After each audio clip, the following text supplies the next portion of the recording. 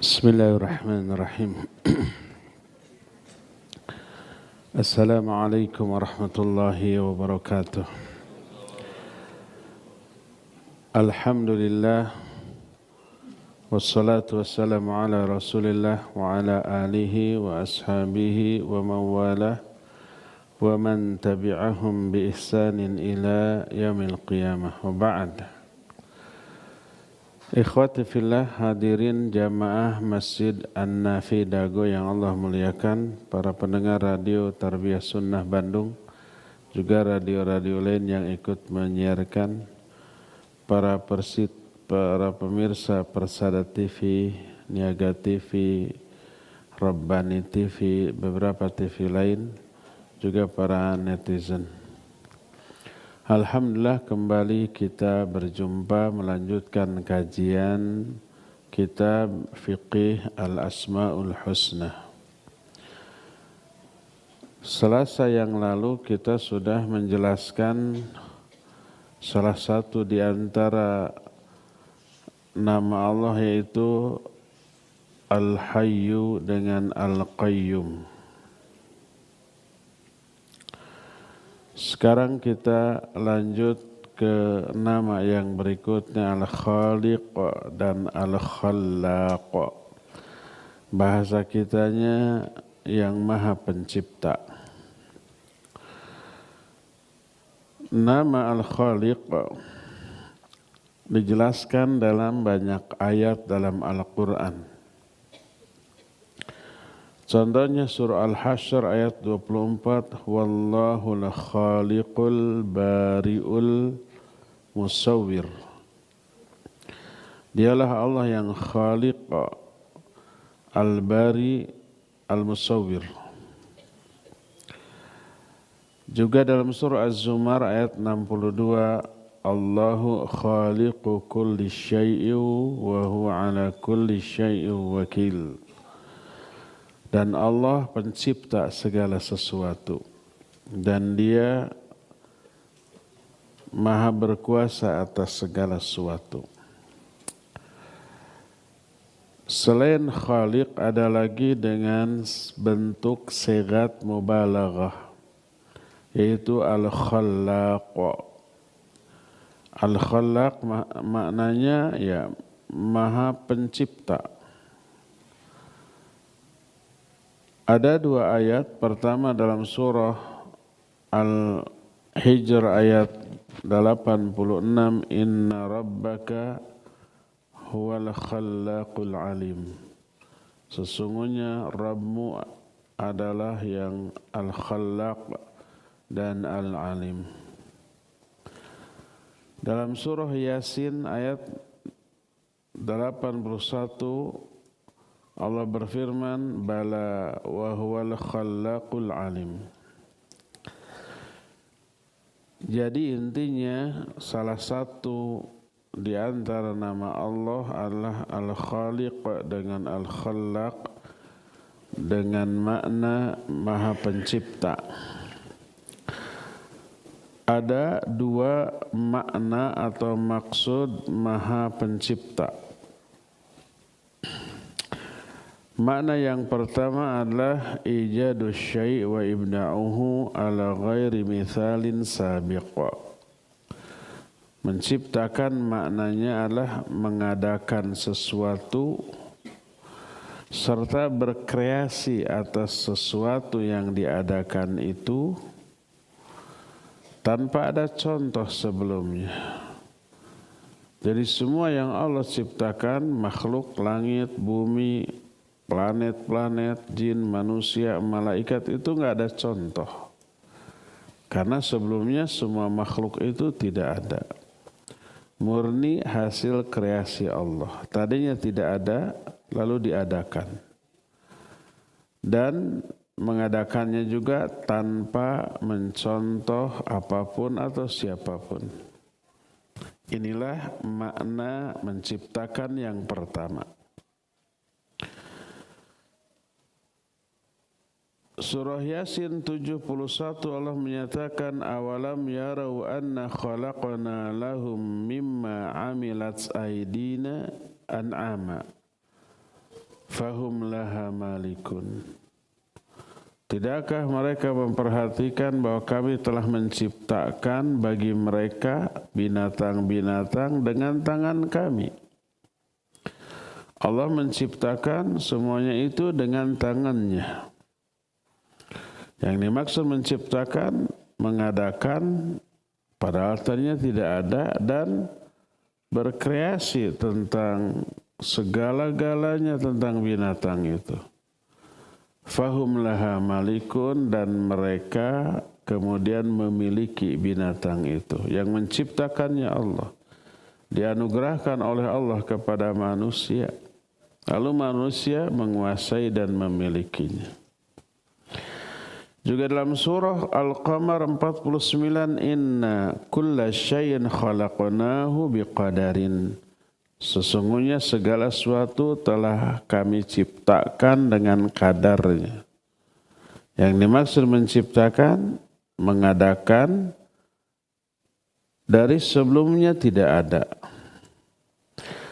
Juga dalam surah Al-A'la, alladzi khalaqa fasawwa walladzi qaddara fahada. Allah lah yang telah menciptakan, fasawwa, lalu tegaklah ciptaan itu. Walladzi qaddara fahada, dan yang telah mentakdirkan lalu memberi hidayah. Juga dalam surah Al-Furqan ayat 2, wa khalaqa kulla syai'in faqaddarahu taqdira. Allah telah menciptakan segala sesuatu, lalu Allah tetapkan takdir-takdir atas segala sesuatu itu. Dalam Al-Anbiya ayat 104, kama bada'na awwala marrah nu'iduhu, sebagaimana kami memulai awal penciptaan, kami pun akan mengembalikan lagi kelak ciptaan itu seperti semula. Ini ayat-ayat yang menjelaskan Allah menciptakan dengan makna mengadakan yang tadinya tidak ada dan berkreasi atas ciptaannya itu. Menciptakan dengan makna seperti ini khusus bagi Allah. Makhluk tidak mampu melakukannya. Allah infirad dalam hal ini. Mana infirad? Satu-satunya. Tak ada pencipta lain selain Allah dengan makna mengadakan yang tadinya tidak ada dan berkreasi atas ciptaannya. Ini makna yang pertama. Adapun makna yang kedua adalah dengan makna takdir. Menciptakan artinya mentakdirkan. Arti mentakdirkan itu menetapkan satu ketetapan. Kalau dengan makna yang kedua ini, makhluk pun melakukannya. Apakah makhluk menetapkan? Iya, menetapkan. Menetapkan rencana, menetapkan program, menetapkan cita-cita. Itu makhluk juga iya. Cuma bedanya kalau Allah menetapkan pasti dilakukan secara sempurna. Tapi kalau manusia menetapkan dalam arti merencanakan, kadang-kadang atau seringkali tidak dilakukan. Di cancel, berdoa gitu ya. Seorang penyair menyatakan, wala anta tafri ma khalaqta wa ba'dul qaumi yakhluqu thumma la yafri. Engkau pasti melakukan apa yang engkau ciptakan. Engkau yang dimaksud Allah. Maksud melakukan apa yang engkau ciptakan adalah apa yang engkau tetapkan. Sedangkan makhluk menciptakan tapi tidak dilaksanakan. Yang dimaksud menciptakan di sini adalah menetapkan rencana. Makanya ketika menjelaskan syair ini Syekh Abdul Razak menyatakan ay anta idza qaddarta amran amdaitahu wa ghairuka yaqdiru thumma la yamdi syai'a alladhi qaddara. Engkau ya Allah apabila engkau menetapkan satu urusan pasti dilakukan. Sedangkan makhluk pokoknya selain dirimu menetapkan tapi tidak dilakukan apa yang ditetapkan tersebut. Jadi makna menciptakan yang kedua adalah menetapkan. Sebagaimana firman Allah Azza wa Jalla dalam surah Al-Ankabut, wa takhluquna ifka. Kata Allah kepada manusia, takhluquna ifka, kamu menciptakan kedustaan. Maknanya menetapkan kedustaan. Maka dengan makna seperti ini pencipta bukan hanya Allah. Makhluk juga pencipta. Dengan arti menetapkan. Tapi sebaik-baik pencipta hanyalah Allah. Sebagaimana firman Allah dalam surah Al-Mu'minun 14, fatabarakallahu ahsanul khaliqin. Maka maha barokah Allah sebaik-baik pencipta. Kalau Allah dikatakan sebaik-baik pencipta, ada pencipta lain? Ada, tapi tidak baik. Yang dimaksud mencipta di sini adalah menetapkan. Kalau hubungannya dengan manusia, menciptakan maknanya adalah menetapkan. Kalau dihubungkan dengan Allah, menciptakan maknanya mengadakan sesuatu yang tadinya tidak ada tanpa contoh. Maka kalau dengan makna menciptakan itu mengadakan sesuatu tanpa contoh, itu khusus untuk Allah. Sebagaimana firman Allah dalam surah Fatir ayat 3, hal min khaliqin ghairullah, adakah pencipta lain selain Allah? Itu maknanya mengadakan sesuatu yang tadinya tidak ada. Itu hanya Allah, enggak ada pencipta lain. Hadza khalqullah fa'aruni madza khalaqal ladzina min dunih balil zalimuna fi dhalalim mubin. Inilah ciptaan Allah. Coba perlihatkan kepadaku apa yang telah diciptakan sesembahan-sesembahan selain Allah. Bahkan orang-orang zalim itu berada dalam kesesatan yang nyata. Ini surah Luqman ayat 11. Di dalam surat ini terkandung tantangan kepada seluruh makhluk. Mana ciptaan selain Allah ada enggak? Yang dimaksud ciptaan itu sesuatu yang tidak ada lalu diadakan. Itu hanya Allah yang mampu. Ayat ini menetapkan kelemahan manusia tak mampu menciptakan apapun. Sekalipun seluruh manusia berkumpul untuk menciptakan makhluk kecil yang hina seperti umpamanya lalat. Akan mampu tuh. Malaikat, jin, manusia, binatang, para profesor coba berkumpul ciptakan seekor lalat saja. Nggak akan bisa. Allah berfirman dalam surah Al-Hajj ayat 73 dan 74. Kata Allah, ya ayuhan nas, duriba mathalun fastami'u lah. Innal ladzina tad'una min dunillah la yakhluqu dzubaba wa la ijtama'u lah wa iyaslubhumudz dzubab syai'an la yastanqidhuhu minhu dha'ufat talibu wal matlub ma qadarullaha haqqa qadrih innallaha laqawiyyun aziz. Kata Allah, hai manusia, telah diberikan perumpamaan bagi kalian. Maka dengarkan olehmu. Sesungguhnya berhala-berhala yang kalian sembah selain Allah, mereka ini tidak mampu menciptakan walaupun seekor lalat sekalipun mereka berkumpul untuk itu. Yang dimaksud menciptakan di sini mengadakan sesuatu yang tidak ada. Coba bikin lalat walaupun sudah ada contoh. Bikin seperti itu nggak akan bisa.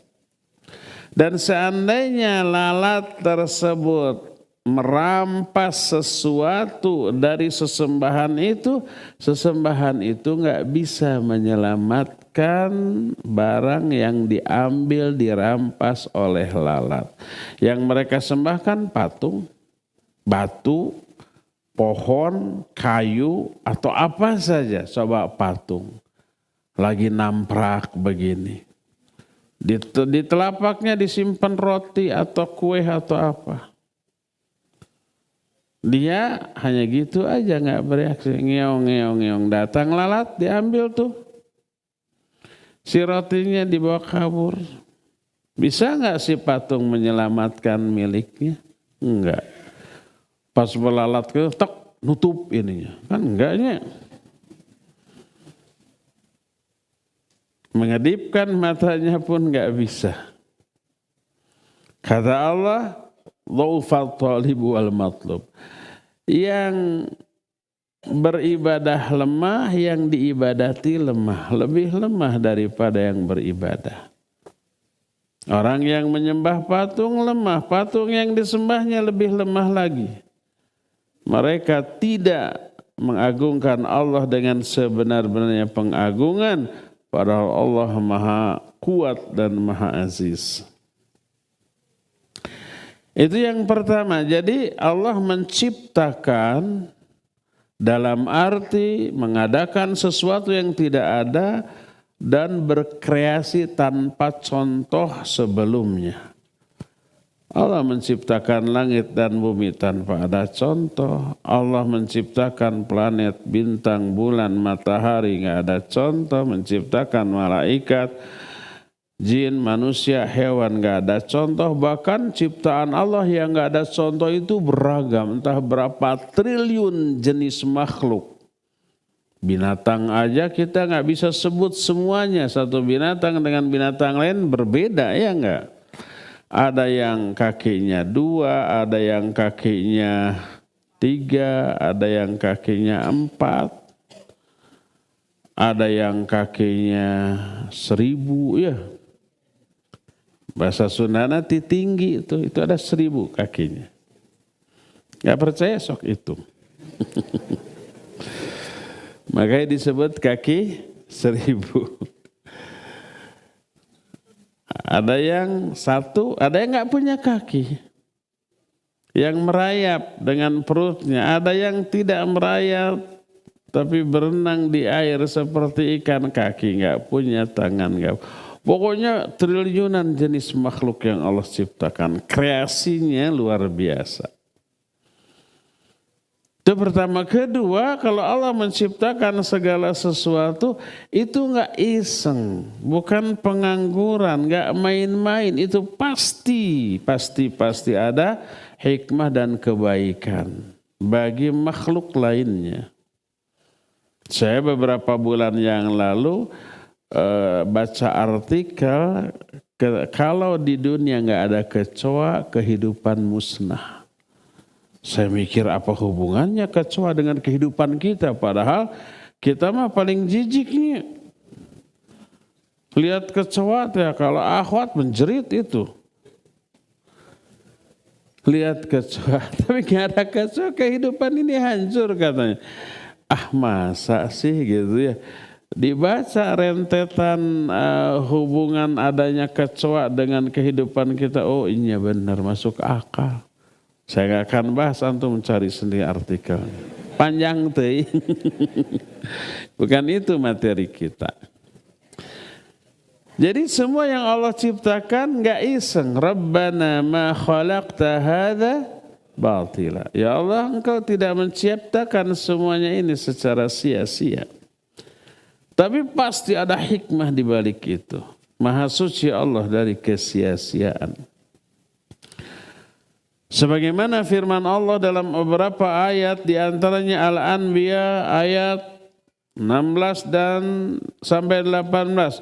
Wa ma khalaqna as-samaa wal arda wa ma bainahuma la'ibin. Lau aradna an nattakhidha lahwan lattakhadnahu min ladunna in kunna fa'ilin.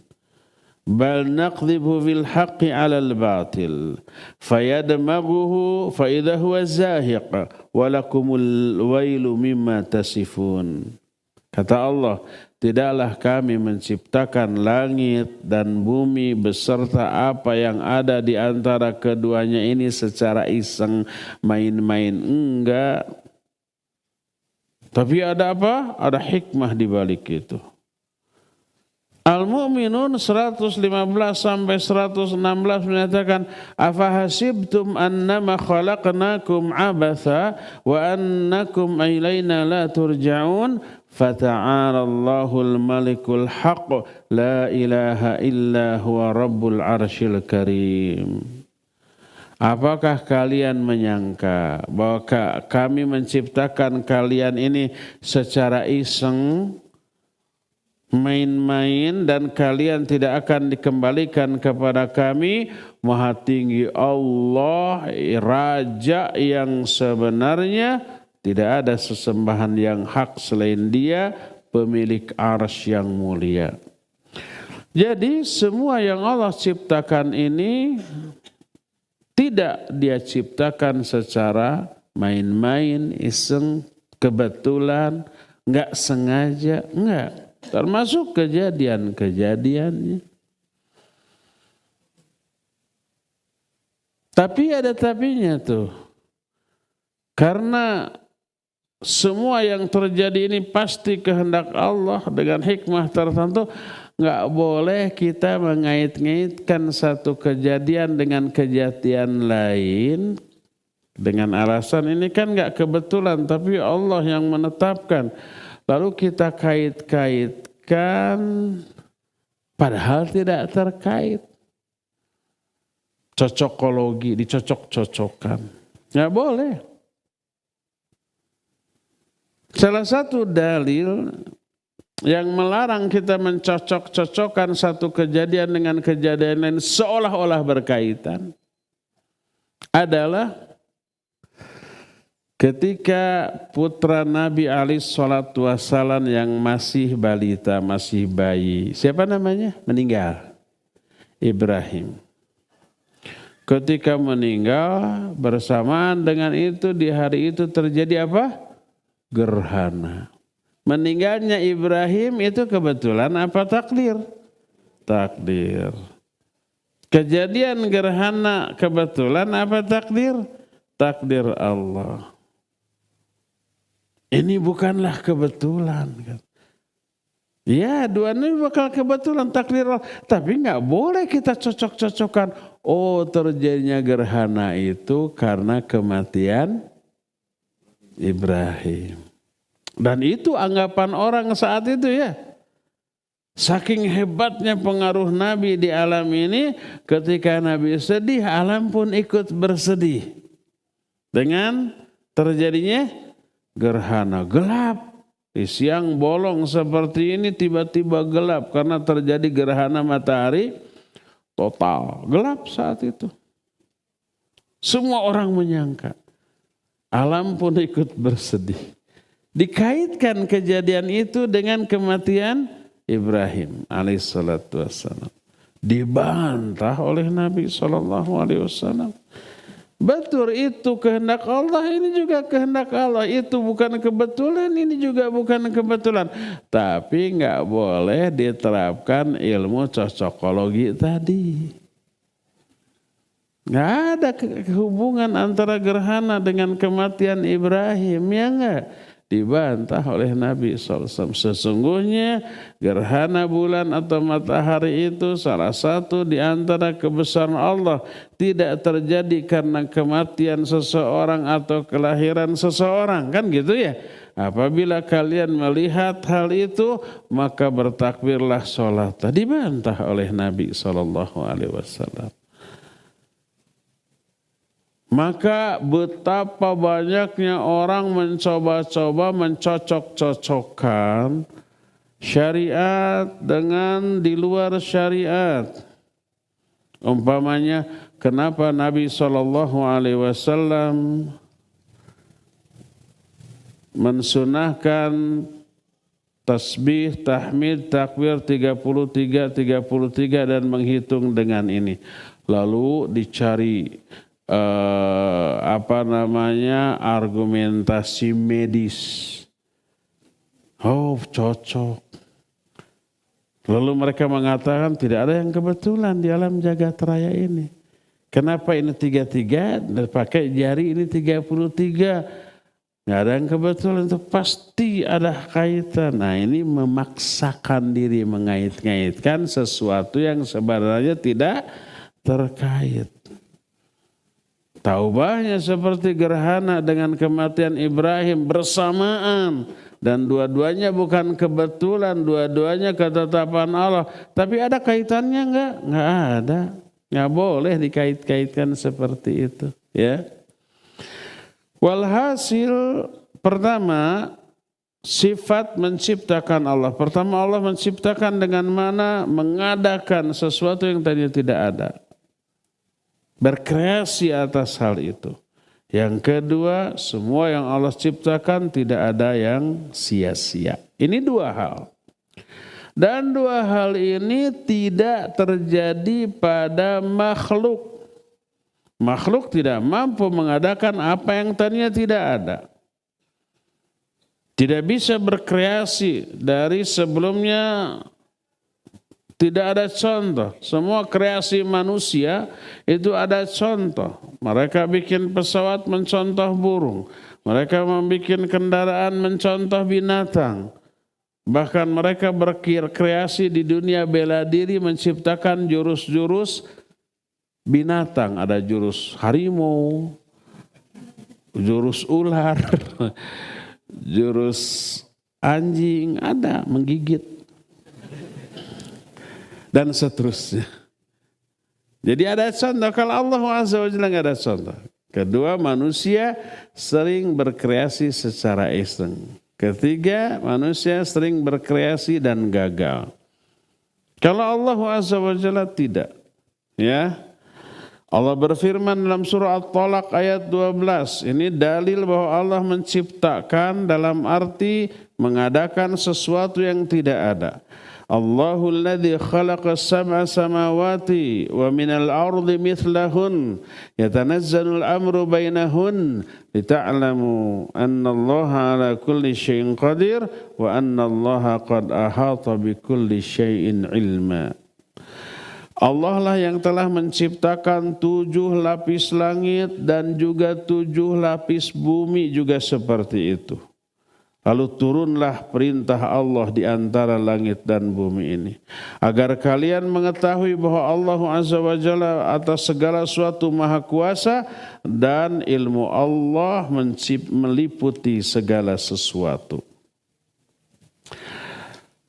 Allah pun berfirman, "Wa ma khalaqtul jinna wal insa illa liya'budun." Tidaklah kami menciptakan jin dan manusia kecuali untuk beribadah. Jadi diciptakannya jin dan manusia tidak sekedar iseng, pengangguran. Kalau kita kan daripada nganggurnya kita bikin apa gitu. Setelah bikin culjen. Culjen itu diantap karep begitu saja. Dibiarkan. Allah enggak pengangguran, nganggur ciptaan apalagi, jin aja dan manusia. Setelah itu dibiarkan, enggak. Tidaklah aku ciptakan jin dan manusia kecuali untuk beribadah kepadaku. Banyak manusia yang sesat dalam bab ini. Mereka mengetahui bahwa Allah menciptakan mereka, Allah satu-satunya tanpa sekutu menciptakan mereka, Allah juga satu-satunya pencipta langit, bumi, gunung, pohon dan yang lain-lainnya. Tapi sekalipun mereka meyakini hal itu, mereka memalingkan ibadah kepada selain Allah. Kepada Allah ibadah, tapi kepada selain Allah juga ibadah. Iman bahwa Allah pencipta, tapi pas beribadah disekutukan sang pencipta ini dengan yang lainnya. Allah berfirman dalam surah Yusuf ayat 106, "Wa ma yu'minu aktsaruhum billah illa wa hum musyrikun." Tidaklah kebanyakan mereka beriman kepada Allah kecuali mereka berbuat musyrik. Iman mah iman tapi musyrik.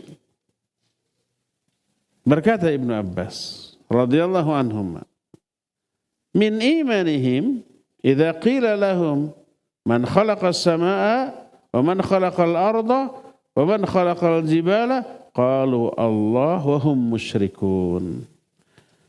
Di antara iman orang-orang musyrik adalah kalau mereka ditanya siapa yang menciptakan langit, siapa yang menciptakan bumi, siapa yang menciptakan gunung, pasti mereka menjawab Allah, tapi musyrik. Iman, semua ini Allah yang menciptakan. Tapi pas ibadah kepada selain Allah. Berkata Ikrimah, "Tas'aluhum man khalaqas samawati wal arda fayaquluna Allah, fadzaka imanuhum billah wa hum ya'buduna ghairah." Kamu tanya kepada mereka, siapa yang menciptakan langit dan menciptakan bumi? Mereka pasti menjawab Allah. Itulah iman mereka kepada Allah, tapi mereka beribadah kepada selain Allah. Dalam surah Al-An'am ayat yang pertama, Allah menyatakan, "Alhamdulillahilladzi khalaqas samawati wal ard wa ja'ala adh-dhulumati wan-nur thumma alladhina kafaru bi rabbihim ya'dilun."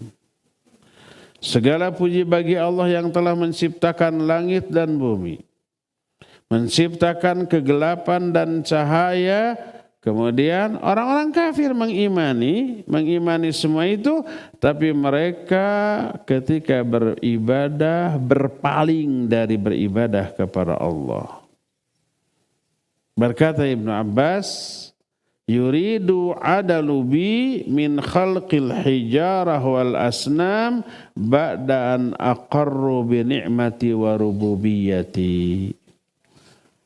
Kata Ibnu Abbas, maksudnya adalah mereka ini berpaling dariku kepada ciptaanku, baik itu pohon ataupun sesembahan berupa patung, setelah mereka meyakini nikmatku dan kerububiahanku. Orang-orang musyrik mengimani, mengakui kerububiahan Allah dan mengimani juga nikmat dari Allah kepada mereka. Tapi mereka berpaling dalam hal penyembahan. Dalil dalam Al-Quran yang semakna dengan ini banyak.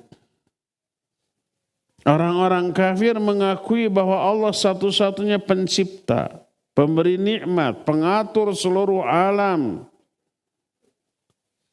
Suatu keyakinan yang mestinya mewajibkan mereka untuk mentauhidkan Allah dalam ibadah dan mengikhlaskan ibadah hanya untuk Allah. Mestinya begitu.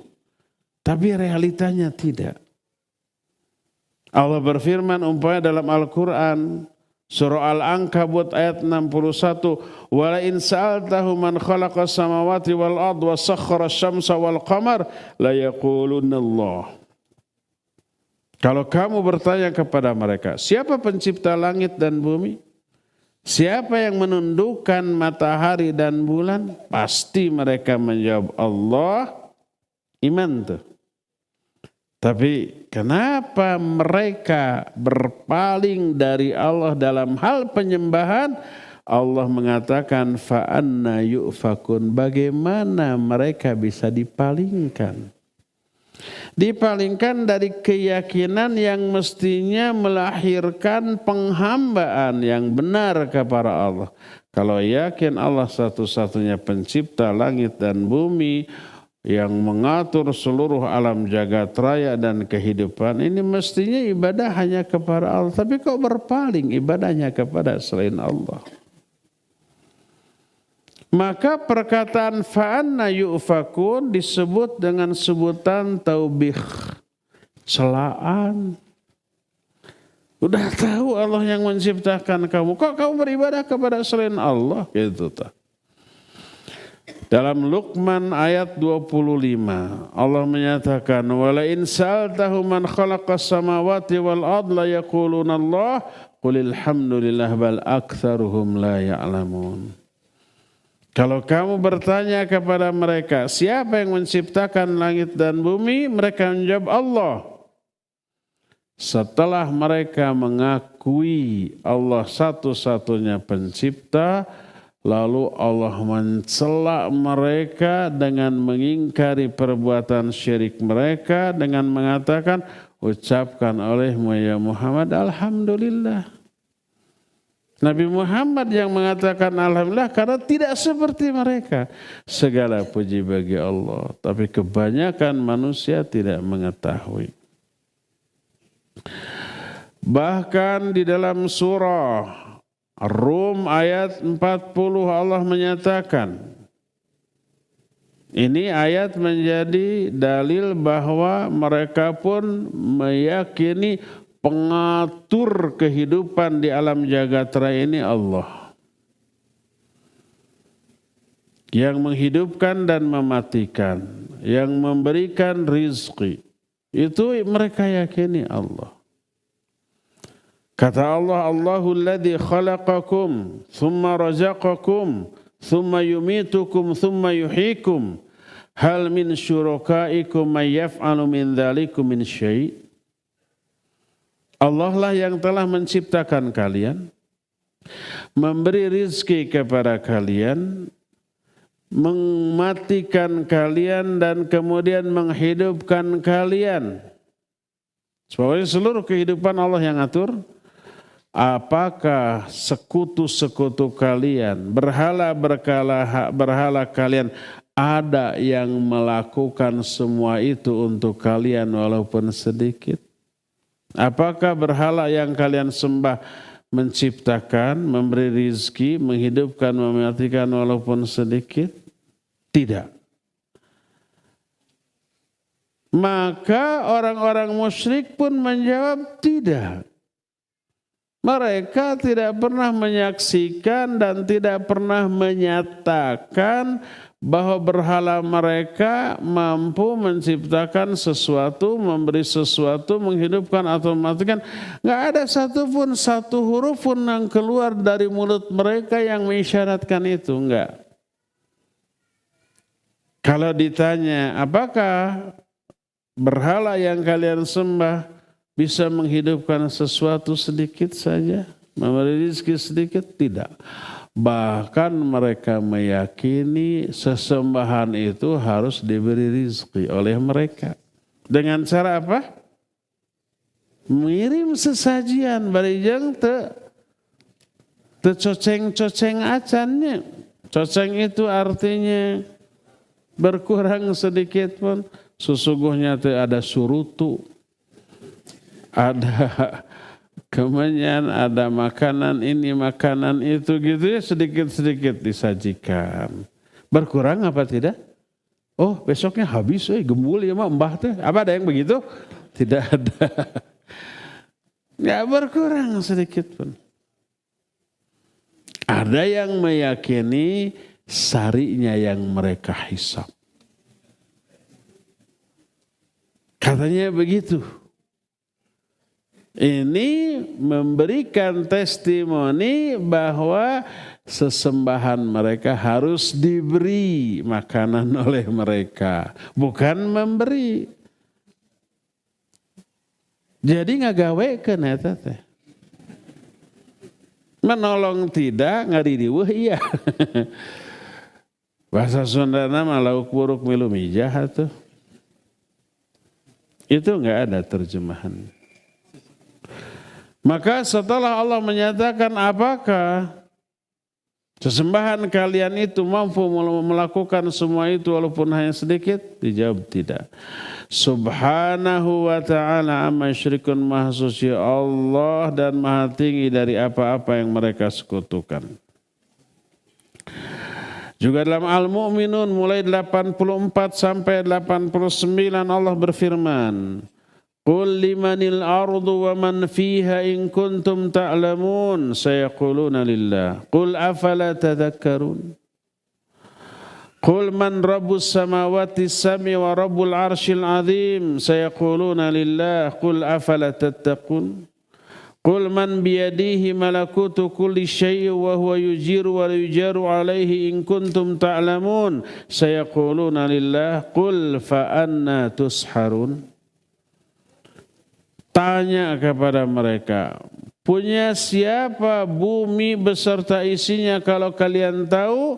Mereka akan menjawab, punya Allah. Mereka tahu tuh. Katakan kepada mereka, tidakkah kalian mengambil pelajaran kalau bumi ini punya Allah, sembah hanya Allah, jangan menyembah yang lain. Kan mestinya begitu. Tanya lagi, siapa penguasa langit yang 7 beserta penguasa arsy yang agung? Mereka menjawab Allah. Kalau begitu kenapa kamu enggak bertakwa kepada Allah? Tanya lagi, siapakah yang di tangannya lah tergenggam kekuasaan segala sesuatu? Dia yang memberikan keamanan dan tidak membutuhkan jaminan. Kalau kalian tahu, mereka akan jawab Allah. Kalau begitu kenapa kalian bisa tertipu dalam hal penyembahan? Dari sinilah kita mengetahui bahwa ada orang yang meyakini Allah pencipta, bahkan lebih dari pencipta. Setelah menciptakan, mengatur, memberi rezeki, menjamin segalanya. Tapi herannya mereka tidak menyembah sang pencipta satu-satunya tersebut. Bagaimana akal orang-orang musyrik bisa dipalingkan menyembah sesuatu yang tidak menciptakan, bahkan mereka diciptakan, tidak bisa memberi manfaat atau madarat kepada dirinya sekalipun, apalagi kepada orang lain. Allah Azza wa Jalla berfirman menyentil pola fikir orang-orang musyrikin dalam surah Al-A'raf 191 dan 192, kata Allah, ayusyrikuna ma la yakhluqu syai'an wa hum yukhlaqun wa la yastati'una lahum dharra wa la anfusahum yansurun. Kata Allah Azza wa Jalla, apakah mereka mau menyekutukan Allah dengan sesuatu yang tidak bisa menciptakan apapun, bahkan merekalah yang diciptakan? Dan mereka tidak bisa memberikan pertolongan termasuk ke diri sendiri sekalipun, apalagi kepada orang lain. Ketika berhalanya itu dihancurkan, ketika berhalanya dijitak, digetok, dikrikitik, bisa nggak mereka membela diri? Tidak. Apakah setelah itu yang ngejitaknya, yang ngegetoknya tiba-tiba panas dingin, sakit keras, kemudian mati mengerikan? Tidak. Tidak ada yang seperti itu. Khalid bin Al-Walid radhiyallahu an oleh Rasul sallallahu alaihi wasallam disuruh, kamu datang ke Manat di sana. Manat itu suatu pohon yang dibangun bangunan di sana, kemudian dikultuskan, disembah-sembah, dan pohon itu bisa bicara. Maka itu yang disembah. Kata Nabi SAW, hancurkan, dihancurkan. Ditebang pohonnya, tebang pohonnya. Lapor, beres. Kata Nabi SAW, kamu lihat sesuatu? Enggak. Kalau gitu kamu belum berbuat apa-apa. Balik lagi ternyata dari pohon itu loncat sesosok makhluk wanita hitam. Dikejar oleh Khalid bin Walid lalu ditebas mati. Dilaporkan. Nah lalu barulah kamu telah membunuh. Ternyata itu jinnya. Jin yang berbicara di balik pohon itu dan orang-orang menyangka pohon itulah yang berbicara maka disembah-sembah. Bayangkan. Apakah setelah itu Khalid bin Walid sakit meriang? Enggak. Kena COVID? Tidak juga. Ya ada madarat yang dialami. Berdasarkan hal itu mereka tidak bisa memberikan manfaat atau madarat kepada diri sendiri sekalipun apalagi kepada orang lain. Maka wa kaifa sawwau turabi rabbil arbab wa kaifa sawwaul abid bimalikil riqab wa kaifa sawwau ibadan amsalahum birabbil azim wal khaliqil jalil. Bagaimana orang-orang musyrik akan menyamakan sesuatu yang terbuat dari tanah dengan sang pencipta tanah. Patung itu terbuat dari tanah, dari batu. Disamakan dengan Allah pencipta batu itu. Bagaimana mereka mau menyamakan abid, batu, berhala itu hamba. Dengan sang pemilik seluruh alam ini, maka Allah berfirman dalam Al-A'raf 194-nya, innal ladzina tad'una min dunillah ibadun amsalukum fad'uuhum falyastajibu lakum in kuntum shadiqin. Sesungguhnya berhala-berhala yang kalian sembah selain Allah adalah hamba-hamba semisal kalian. Kita sudah bahas batu, pohon, kayu, semuanya bertasbih kepada Allah. Semua beribadah kepada Allah dengan caranya masing-masing yang kita tidak tahu. Kata Allah, wala tafqahuna tasbihahum. Kalian tidak faham tasbih mereka. Mereka bertasbih beribadah kepada Allah, tapi mereka disembah oleh manusia yang membuatnya. Maka sungguhnya berhala-berhala yang kalian sembah selain Allah, mereka adalah hamba seperti kalian. Silakan kalian seru dan hendaklah mereka disuruh menjawab memenuhi seruan kalian kalau kalian benar. Maha suci Allah dari apa-apa yang mereka sekutukan. Jadi makna khaliq dan khallaq, kalau maknanya mengadakan sesuatu yang tadinya tidak ada dan berkreasi atas hal itu hanya Allah. Tapi kalau makna khalaq atau menciptakan itu adalah menetapkan, maka ya makhluk juga menetapkan. Tapi sebaik-baik yang menetapkan hanyalah Allah, sebagaimana firman Allah, fatabarakallahu ahsanul khaliqin. Maha barakah Allah, sebaik-baik pencipta yang dimaksud di sini adalah yang menetapkan. Seluruh ketetapan Allah baik, dan apabila Allah menetapkan pasti dilaksanakan secara sempurna dan penuh perhitungan. Adapun kalau yang menetapkannya itu makhluk, kadang dilaksanakan, kadang tidak, dan ketika dilaksanakan pun pelaksanaannya jauh dari sempurna. Inilah penjelasan tentang Khaliq dan Al-Khallaq ya. Cukup ya sampai di sini saja, dan kita masih punya sisa waktu untuk bertanya jawab. Wa sallallahu ala nabiyina Muhammadin wa ala alihi wa ashabihi wasallam.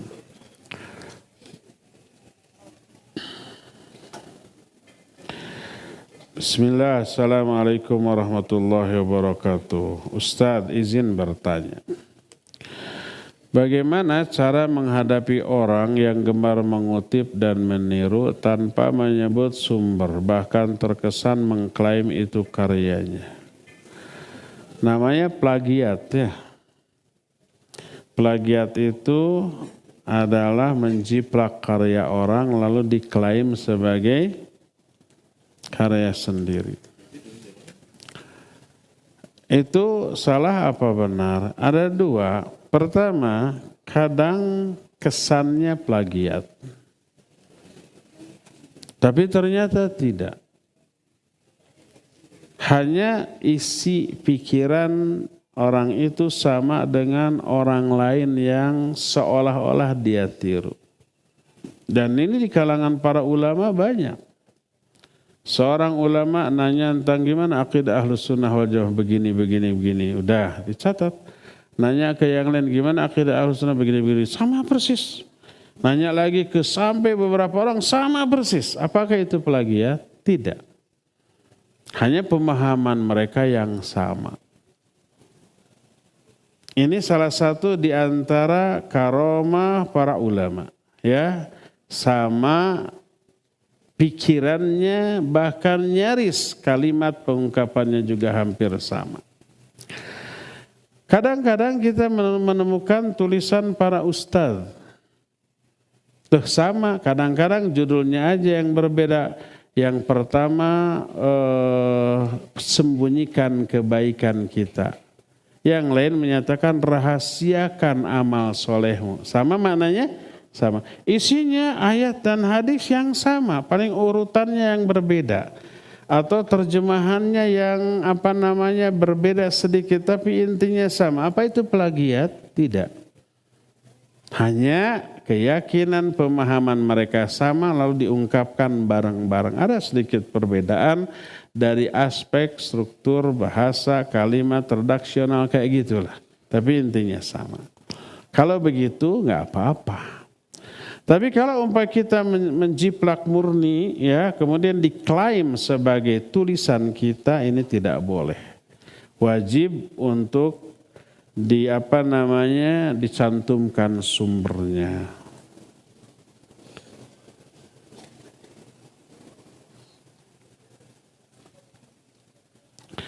Ustaz, bagaimana hukumnya suami body shaming? Artinya ngeledek bentuk fisiknya ya. Dasar si endut, si gemrot, dasar si kurus kering gitu ya. Si pipi bapau.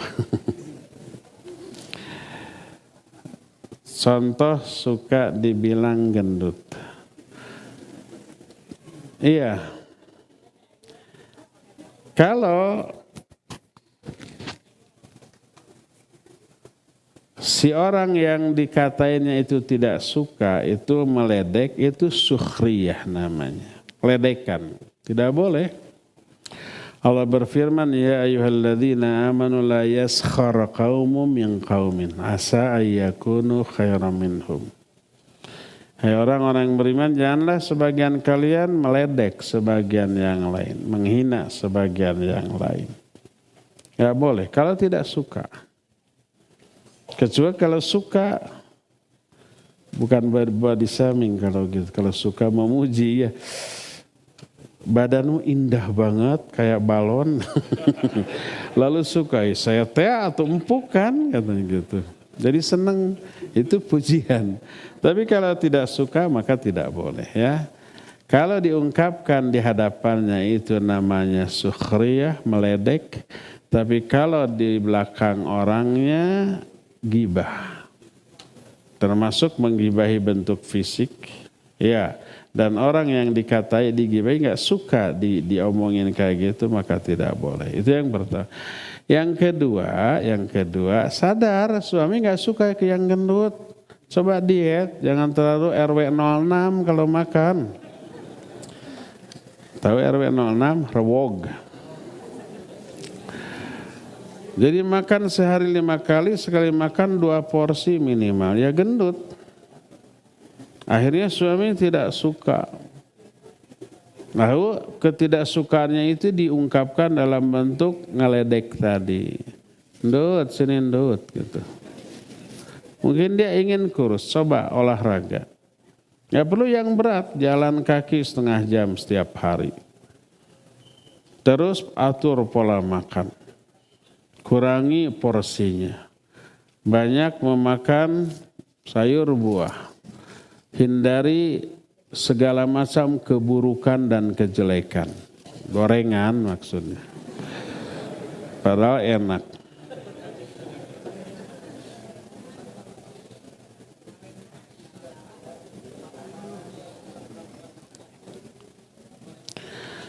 Saya memiliki anak berkebutuhan khusus, yaitu Down syndrome.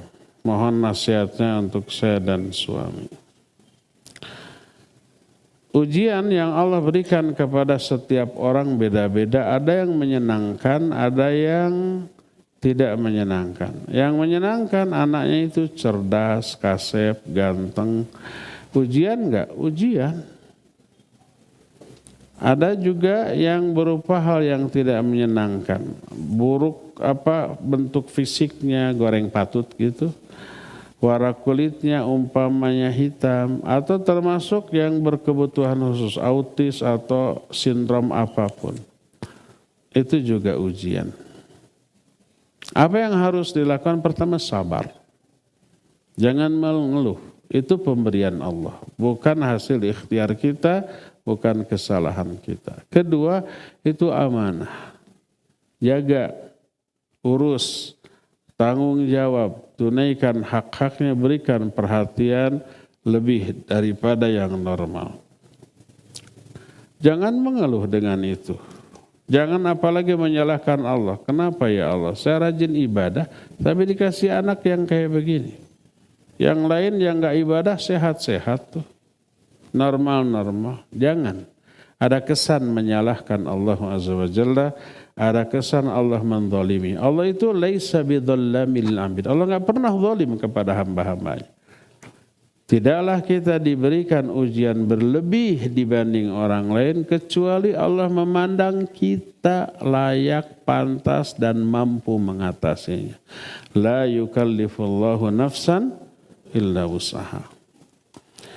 Ketiga, yakini di dalam menunaikan tanggung jawab mengurus secara spesial anak yang berkebutuhan khusus, pahalanya jauh lebih besar dan ampunan yang Allah turunkan itu setiap saat.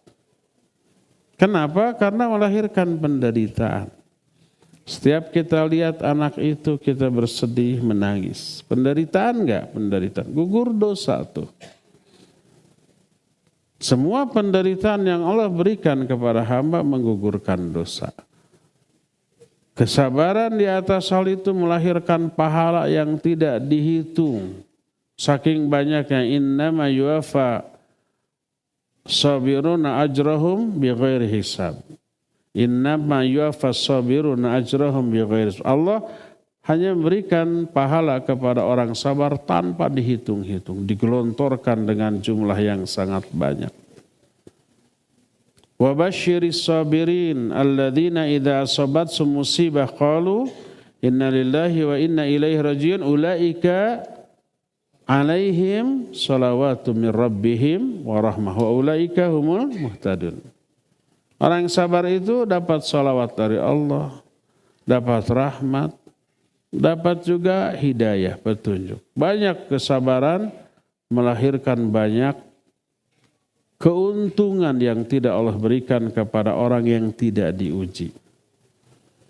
Oleh karena itulah maka orang yang diberi anak dengan kebutuhan khusus, Allah menginginkan memberikan pahala yang sangat banyak atas kesabarannya. Allah menginginkan dosa-dosanya murudul, dihapus terus-terusan oleh penderitaan dan kesulitan mengurus anak ini. Dan Allah menginginkan derajat orang tua ini diangkat. Dunia, akhirat. Saya nggak tahu yang dimaksud dengan Down syndrome itu termasuk yang tidak normal dalam hal berpikir gitu, bertindak kayak autis gitu. Iya? Hah? Oh, iya berarti itu fungsi akalnya tidak sempurna berfungsi sebagaimana orang normal. Itu seumur hidup dia bagaikan anak kecil. Walaupun sudah dewasa, secara biologis dia udah 20 tahun ke atas. Mati dalam keadaan demikian sama dengan mati ketika bayi. Makanya jangan sampai saya ingin anak saya lucu seumur hidup. Kayak gitu tuh. Walaupun sudah gede, lucu dan kasih sayangnya tetap kan. Berbeda dengan orang yang normal. Walaupun udah 20 tahun perhatiannya khusus. Kasih sayangnya juga khusus. Dan lucu terus walaupun melakukan banyak kesalahan dianggap lucu aja. Ketika mati anak ini dianggap mati seperti bayi. Dia kelak akan menunggu orang tuanya di pintu surga dan menuntun orang tuanya masuk ke dalam surga. Mau enggak masuk surga dituntun anaknya? Sabarlah ya, insya Allah. Boleh nggak kita berdoa agar dikasih anak yang begitu? Jangan.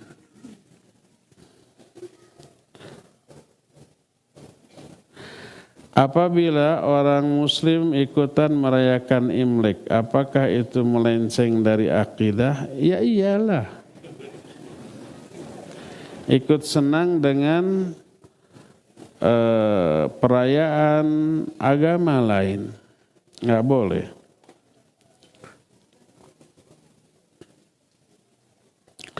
Kalau misal kita menemukan fakta-fakta dari ilmu dunia yang dijadikan hikmah, apakah boleh?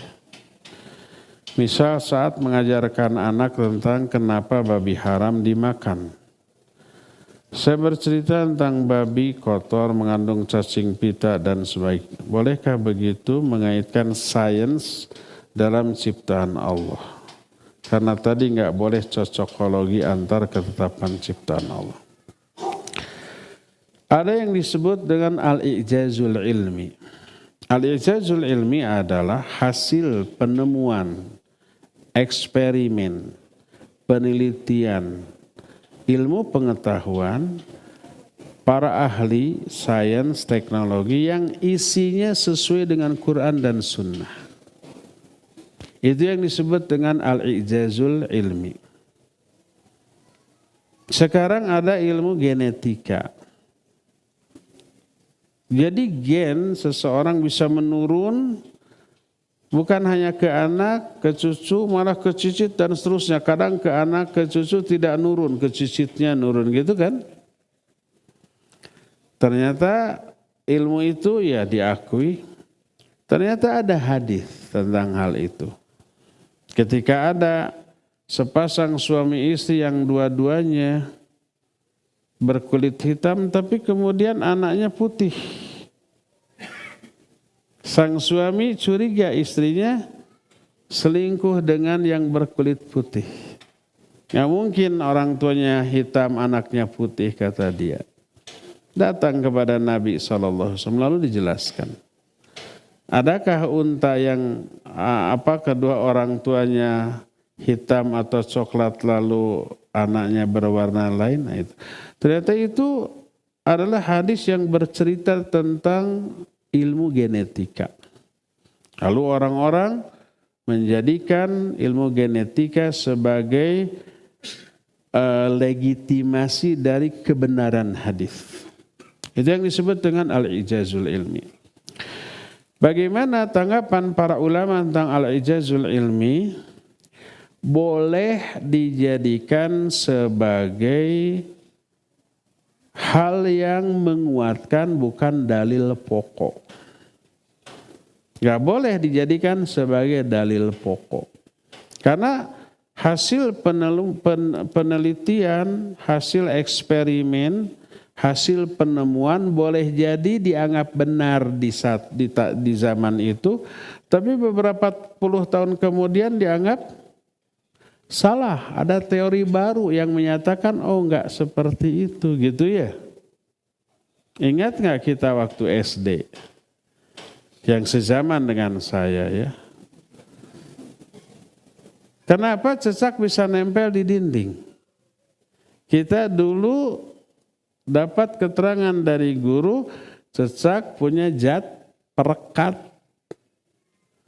di telapak kakinya. Gitu kan? Masih ingat nggak? Yang nggak ingat berarti nggak sezaman dengan saya. Ternyata diselidiki, lamun punya zat perekat mada oleh kita disentuh napal merenya kakinya. Ternyata tidak cepel kayak lem, itu pertama. Kedua, kalau memang ada zat perekat atau nempel terus meren, hese ngalengkahnya. Ternyata bukan itu berubah. Dulu dianggap benar, sekarang dianggap salah. Sekarang dianggap salah, nanti mungkin dianggap benar. Relatif kebenaran hasil penemuan manusia. Jadi kalau umpama ini dijadikan sebagai dalil pokok nih, ternyata terbukti keliru, bisa-bisa ketetapan ayat dan hadis juga dianggap salah. Seperti contoh, ketika ada orang bisa ke bulan.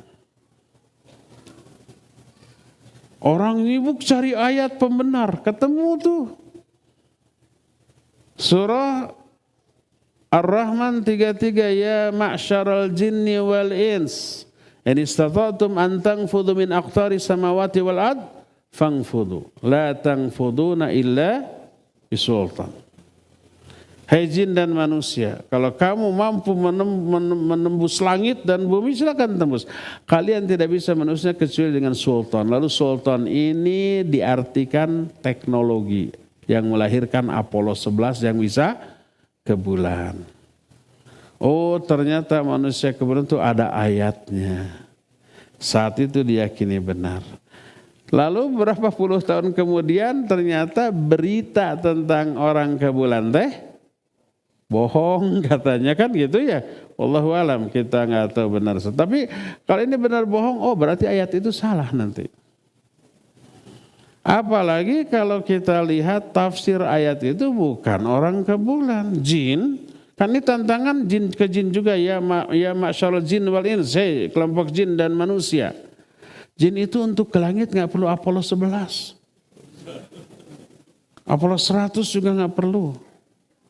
Dia sudah bisa menyentuh langit sejak zaman dahulu tanpa sains.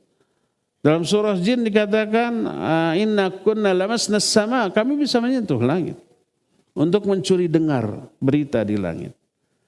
Dari dulu sebelum ada Apollo tuh, keliru. Itu yang pertama. Yang kedua, sampai ke bulan bukan berarti menyentuh langit. Bulan ke langit tuh, wah jauh kene. Ketiga, ini yang dimaksud menembus langit itu bukan angkasa luar, tapi takdir Allah Azza wa Jalla. Ini berkaitan dengan akidah, bukan dengan sains. Itu pertama. Jadi kalau teori tersebut salah, nanti bisa-bisa ayat dan hadisnya disalahkan. Dan hukum bisa berubah seperti ini. Kenapa babi haram? Pertama kotor, yang kedua ada cacing pita. Dan cacing pita berbahaya. Sekarang gimana kalau ada teknologi yang bisa membunuh cacing pita itu? Apa jadi halal? Oh, tetap kotor. Nah, sekarang ada teknologi yang menyebabkan si babi dipeliharanya secara bersih. Dikasih keju makanannya gitu ya. Terus kokojaya nina cai herang gitu. Apakah jadi halal? Nah, sekarang sebaliknya, kambing tuh. Ada cacing pitanya kambing. Terus kebo di lumpur ada cacing pitanya. Apakah jadi haram?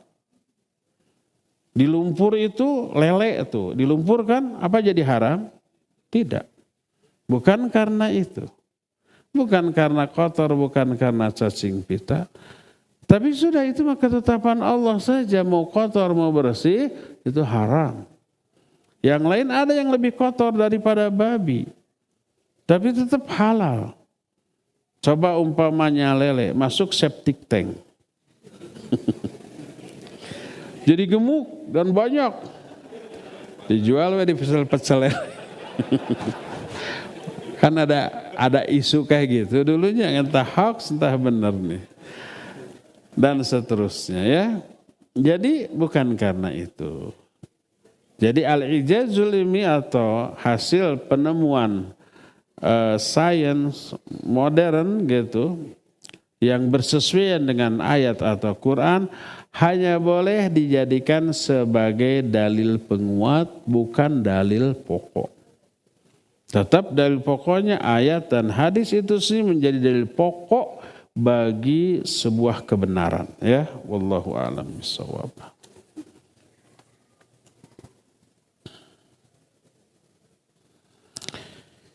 Ibu saya menikah lagi setelah cerai dengan bapak saya. Baguslah. Ketika ayah saya masih ada, beliau menghibahkan sebuah tanah kosong kepada saya dengan disaksikan oleh ibu dan adik saya. Tanah tersebut sudah saya bangun rumah dari hasil pesangon saya resign dari Bank Uluh. Sekarang rumah tersebut diambil oleh ibu dan suaminya dengan janji dibeli. Namun ternyata rumah tersebut dijual kembali kepada pihak tiga tanpa sepengetahuan saya dan sudah 2 tahun ini tidak ada pembayaran ke saya. Tagih aja.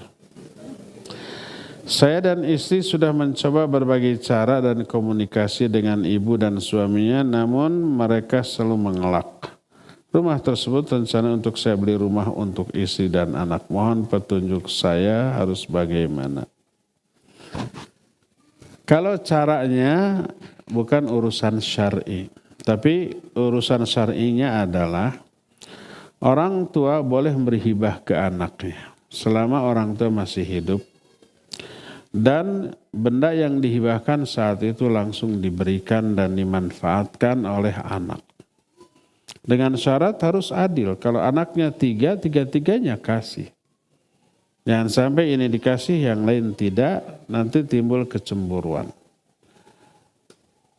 Benda yang dihibahkan nggak boleh ditahan nanti kalau saya sudah mati baru diberikan. Itu wasiat namanya. Wasiat tidak boleh kepada ahli waris. Karena ahli waris nanti bisa dapat bagian dari warisan. Tapi kalau hibah selama masih hidup boleh. Selama hidup kasih mobil, kasih motor, kasih rumah boleh, kasih uang boleh. Tapi hendaklah adil dengan seluruh anaknya. Nah ini sudah dikasih rumah dan sudah diberikan ya, dan sudah dibangun tadi. Oh tanah ya tadi, menghibahkan tanah kosong. Tanahnya sudah diberikan, sudah dibangun. Itu murni milik si anak atau orang yang bertanya ini. Apalagi tadi dikatakan oleh ibu dan suami barunya, berarti ayah tiri ya. Akarnya dibeli, cuma tidak kontan dan dikasih. Berarti si ibu dan ayah tirinya berhutang kepada dia. Urusannya itu aja ya.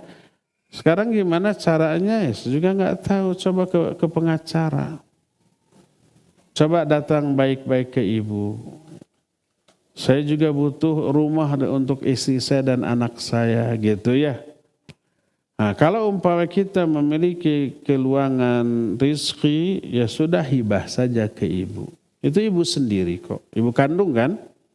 Ibu kandung. Hibah nggak apa-apa. Tapi kalau umpama kita juga butuh, nggak punya rumah lain, bicarakanlah dengan baik. Kalau mengelak terus gimana ya? Tergantung. Kita mau habis-habisan dengan cara umpamanya cari pengacara, bisa habis. Bisa kembali, bisa. Tapi nanti hubungan dengan ibu buruk. Nggak baik. Ibunya sakit hati mungkin. Ke ibu sendiri kok gitu ya. Cari jalan keluar yang baik. Win-win solution. Ke ibu enak, ke kita enak. Gimana aja caranya? Wallahu a'lam. Silakan. Ya.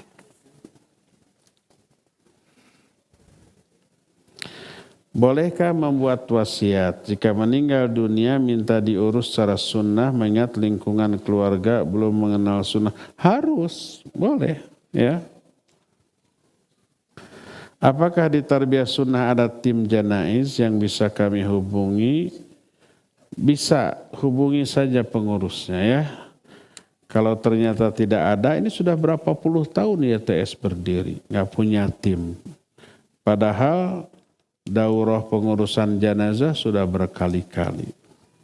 Mestinya ada.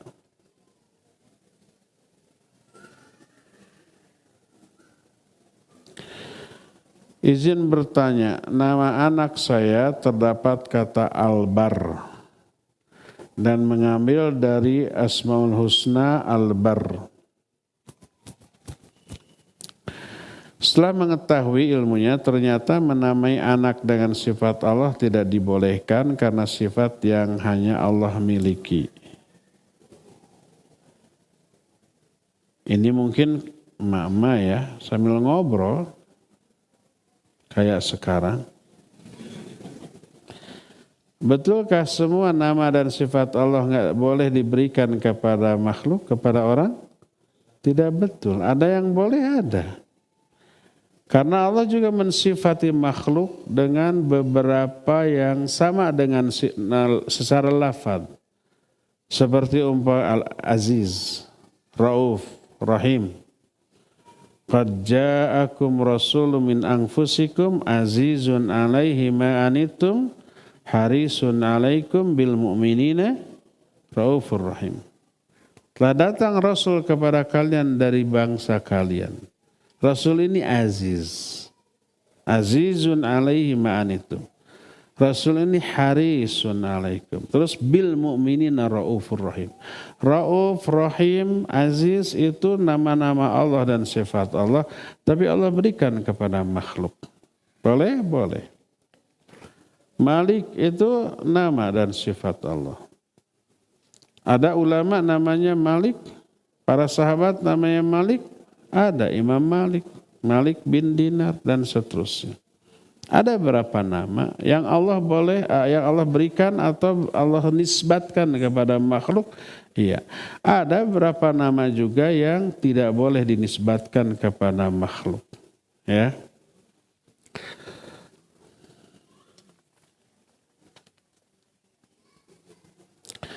Anak teman ana dulu pernah menendang sesajen. Terus sakit parah sampai meninggal. Dokter menyatakan anak tersebut tidak sakit apa-apa. Tapi herannya anak tersebut selalu kesakitan. Sehingga orang tuanya mengaitkan dengan kejadian tersebut. Apakah setan bisa mencelakakan manusia? Iya. Ini bukan kasus yang beberapa tahun lalu diberitakan gitu. Kan ada ya yang nendang sesajen kemudian diperkarakan. Ya, karena itu bukan wewenang setiap individu muslim. Itu wewenang penguasa. Amanah Nabi SAW kepada Ali bin Abi Thalib dan sahabat lain. Amanah Ali sebagai khalifah kepada orang yang diutus. Kalau ada kuburan, ratakan. Kalau ada patung, itu wewenang. Siapa? Wewenang ulil amri. Bukan tanggung jawab setiap individu muslim. Laporkan, nanti yang berwenang itu yang memberantas semuanya itu. Oleh karena itu nggak boleh kita umpamanya ada sesajian di kuburan kita tendang. Karena madarat, nggak ada manfaat tapi madarat. Tanpa merubah keyakinan kita itu adalah tidak boleh, haram. Kalau ditendang ada manfaat? Tidak ada. Ada madarat? Ada. Apa madaratnya? Pertama kita sakit ketika nendangnya. Kedua diperkarakan. Dipidanakan. Ya enggak? Ketiga mengundang orang untuk lebih meramaikan sesajian. Kan reaksi orang saat itu apa? Prung semua orang ya. Lebih subur lagi. Akibatnya maksud utama memberantas sesajian jadi terbalik. Ingin dihilangkan malah jadi tambah subur. Jadi keliru, salah ya. Nah sekarang apa mungkin jin memberikan madarat kepada manusia? Iya sangat mungkin. Di zaman sahabat ada nggak orang yang mati oleh jin? Ada. Ketika ada seorang laki-laki pulang ke rumah mau bertemu istrinya. Nyampak teh? Begitu nyampak di rumahnya, begitu datang istrinya sedang di luar. Dia cemburu, langsung diangkat pedangnya, kata istrinya, lihat dulu di dalam. Ternyata di dalam ada ular. Akhirnya bergumullah sahabat ini dengan ular dan mati dua-duanya.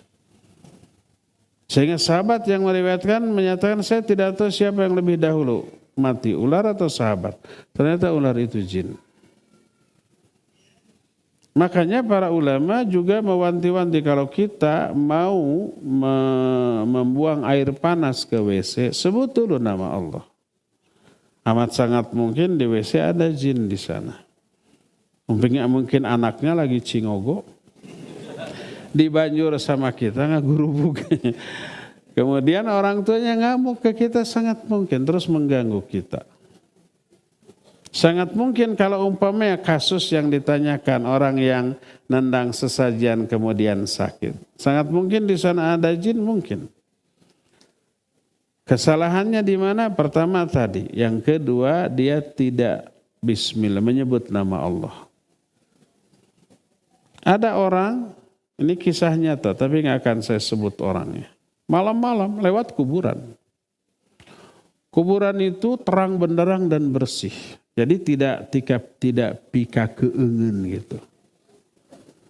Dia lewat aja, lupa nggak baca doa masuk kuburan, nggak baca doa a'udzu bikalimatillahi tammati min syarri ma. Datu pika keengen itu sampai di tengah kuburan rung teh. Ada sesuatu yang seperti kesemutan gitu ke. Berat nafas ngos-ngosan, berat nafas, berat langkah. Mungkin ada jin yang lagi ngerumpi di sana kayak emak-emak sekarang, mungkin ketendang atau gimana, kadupak gitu, ngamuk, seperti itu. Dia merasakan. Sampai nggak bisa ngomong, akhirnya dia meruqyah sendiri, nggak bisa baca ayat kursi, gitu. Setelah fokus tiba-tiba bisa ngomong, langsung dikeraskan, bacaannya langsung brung, hilang. Iya, sangat mungkin, ya, sangat mungkin. Jadi kalau mau sebut dulu nama Allah, ta'awudz kepada Allah Azza wa Jalla, ya. Terakhir, apa hukumnya mengganti barakallahu fi umrik menjadi barakallahu fik pada saat ada yang ulang tahun, dengan niat perhatian dan tanda sayang kepada orang tua dan saudara kandung? Masa menyayangi orang setahun sekali? Harusnya setiap sehari beberapa kali barakallahu fi umrik, barakallahu fik. Tiap hari masa mendoakan barokallah hanya setahun sekali. Itu yang pertama. Yang kedua, momennya itu loh. Tidaklah dia mendoakan dengan doa spesial di momen itu, kecuali dia menganggap momen itu momen sakral, momen spesial. Bukan sekedar doanya. Tidak menjadi kalau doanya diubah, kalau ucapannya diubah dengan doa bahasa Arab menjadi sunnah. Tadinya umpamanya selamat ulang tahun, happy birthday, kemudian wish you all the best,